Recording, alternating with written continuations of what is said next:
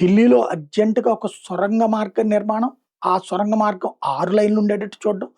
అందులో కూడా radar proof system, అట్లాగే న్యూక్లియర్ ప్రూఫ్ సిస్టమ్, అట్లాగే ఆహ్, ఏది బాంబులు పేల్చినా, డైనమిట్లు పేల్చినా, మిస్సైల్‌లు పడ్డా కూడా ఏమీ కాకుండా ఉండేటటువంటి నిర్మాణం చేయడానికి దాదాపు రూ. 7,000,00,00,000 వెచ్చిస్తున్నారు.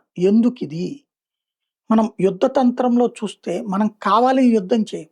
కానీ ఎవడో ఒకడొచ్చి యుద్ధం చేస్తాడు.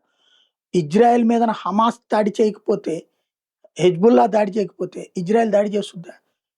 దాన్ని ఎనకుండి ఎగదోసిన ఇరాన్ మీదకి ఇజ్రాయెల్ వచ్చి దాడి చేసింది గదా! ఇజ్రాయెల్‌కి తోడుగా అమెరికా వచ్చి దాడులు చేసింది గదా! దానికి ప్రతిగా ఇరాన్ ఎళ్లి గల్ఫ్ దేశాల మీద దాడులు చేసింది గదా! హెడ్ క్వార్టర్స్‌నే టార్గెట్ చేసుకొచ్చారు గదా! రష్యాలో మాస్కోని టార్గెట్ చేసింది అనేక సార్లు ఉక్రెయిన్. ఉక్రెయిన్‌కి సంబంధించిన కీవ్‌ని అనేక సార్లు టార్గెట్ చేసినటువంటి పరిస్థితి. అటు వీళ్ళది ఉంది, రష్యాది ఉంది. అట్లాగే ఇక్కడ రాజధానిని టార్గెట్ చేసే ప్రమాదం ఉంటుంది కాబట్టి, అణ్వాయుధ ప్రయోగం ఏదైనా జరిగితే మొట్టమొదట చేసేది రాజధాని మీదనే. కాబట్టి దానికి తగ్గట్టు ఏర్పాట్లు చేస్తున్నారు ముందుగా.